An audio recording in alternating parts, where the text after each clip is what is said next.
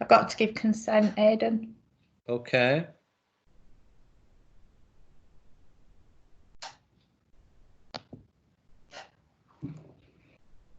Okay, good morning, Donna. Thanks for having a chat with me. Could you give us an overview of this article and tell us what its main points are? Good morning, Aidan. So my name's Donna Thomas and I'm a research fellow in the Centre for Children and Young People's Participation. And the article that I want to discuss is Who Am I? Reauthoring Self, Subjectivity and Stories in Research with Children. And this was published in the Global Studies of Childhood journal, so you'll find it there. The article is a first article in a series of several that really is concerned with, what is self in social research, because we really do take it for granted. And the reason we take it for granted is because research is really rooted in unquestioned assumptions about what it means to be human and what the nature of reality might be, and that includes social reality as well. And obviously that has implications for how we do social research with all people, children included. So the first paper really focuses on children, and it focuses on research with children, looking especially at narrative and stories, because when we research with children, we equate stories with self. So we ask children to tell a story, and we suggest that that's who they are and that's their self, and we sustain in children the idea that they are their story, when that can be very limiting. And especially if children have got very negative stories about themselves, it sustains an idea of who they are, which might not be very good, really. So the whole article is challenging that idea about using narrative and stories as a representation of self in social science, and in particular with children. And it develops an interdisciplinary framework which looks at ontology, which is kind of the nature of reality, and epistemology, which is how we produce knowledge, from what position does knowledge come from, and truth about what happens to us in daily life. And the framework that it looks at, it draws from philosophy, psychology, consciousness studies, and it talks about how self might be something a little bit different than what we presume it to be, because in kind of contemporary, traditional, mainstream research, we see people as individual objects almost, and that we're all separate. But there's another way of looking at it, which is it might be that we all share the same self, and our stories are those representations of expressions of little selves or little me's or little I's. So it develops this framework, and it really contributes to a growing body of, they call them post-human approaches, because people are starting to challenge what self is and what it means to be human, and it contributes to that body of work as well. It also looks at methodology, because if we start to talk about people differently and reality differently, it has implications for how we research with people. And language is a big thing in research, and language is stories, and we develop a sense of self through language. But the article suggests that language is also very limiting. It's dual meaning. It's that or that. It's one or the other.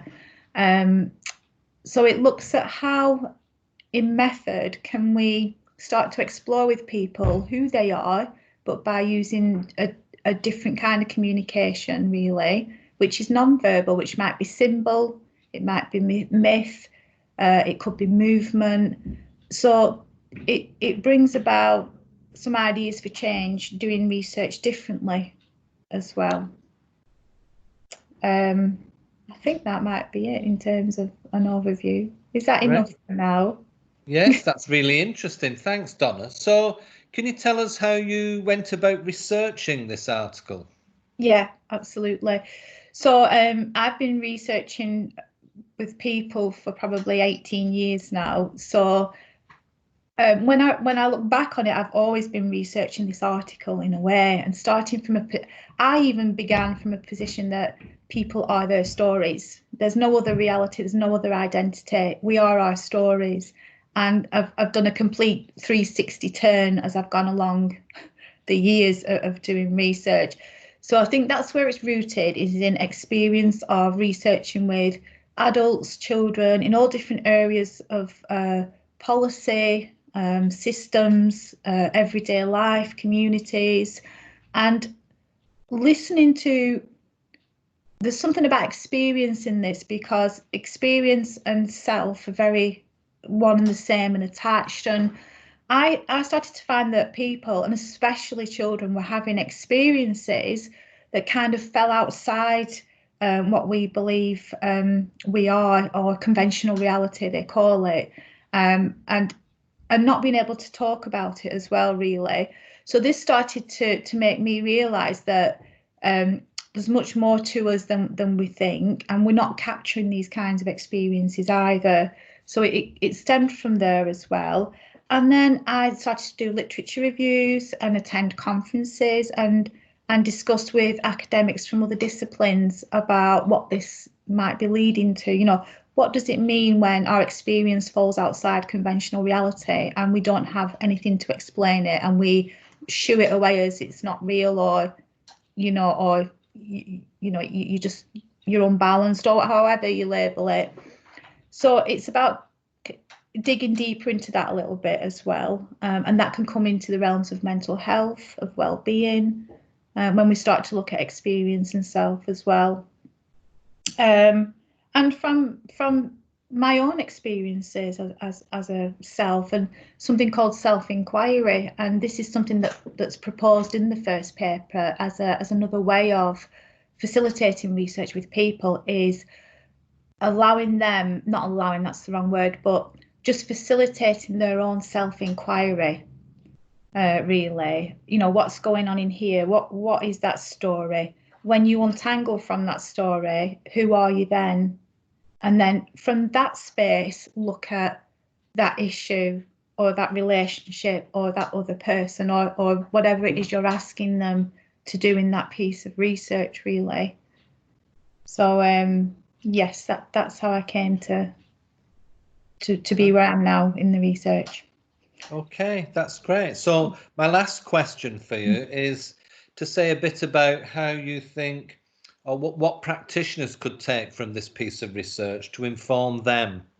Yeah, so it talks about something called transpersonal reflexivity in the article. So reflexivity is quite an important thing in social research, especially with vulnerable groups, and that's very much about, in conventional reflexivity, that's about your kind of professional role, these kind of social identities of understanding that I may have power over you because of my social position or social role.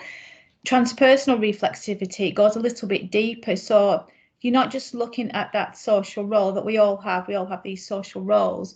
You're actually looking at your own inner story, and the little I in you as the researcher, and you're disentangling from that almost, and you're moving into a different space to do the research, or to be with that other person that you are researching with, because you're facilitating them to do that. It's really important that as the researcher that you do that as well, and then you're coming into this different kind of epistemological space almost, where knowledge is generated in a different way almost, and it is more equitable as well. So it's kind of taken reflexivity to another degree. The other important thing is methods, and this is about exploring, you know, different kinds of methods, very interdisciplinary methods, looking at things like art, theatre, music, different ways of how we express ourselves that we don't normally use in research. I'm piloting mandalas at the minute, because some of the work looks at Carl Jung and looking at symbol and on those kind of deeper conscious layers. And a mandala is a good example. It's ancient in how it's used to represent self and the different layers that we all have to us. And it's having the courage to do research differently. And in order for it to be taken seriously, you have to develop those ontological arguments, you know, drawing on all the different resources that are out there in other disciplines that we're not pulling on in social science. And that's the important things. But what practitioners can take from the article is some kind of validity to say, well, actually, today I'm going to do research in this way, and I'm going to allow that person to just move or sing. And this is what we can kind of gauge from that, you know, that understanding in a different way. So, yeah. Okay, that's great. Thank you so much. Thank you for your time this morning. Is there anything else you want to add about the article? I'll provide a link for it in the final video. Yeah. There's another article coming out called Child as Alter. Alter is that idea that the general principle underlying the work is that we have one shared self, which is the ground of reality. And each of us are an expression of that core self. And that's how we're so beautifully individual. But the next paper looks a little bit more about those experiences that we all have that we don't like to talk about sometimes, you know, and what that tells us about the nature of self. And again, that's also looking at children and looking at how systems might need to respond differently, especially systems that are supporting children. And that might be social work, it could be health, it could be education even. So that's probably one to look out for as well. And that might be in theory and psychology. So, yeah. We'll keep an eye open for that, Donna. Thank you very much. Thank you, Aidan.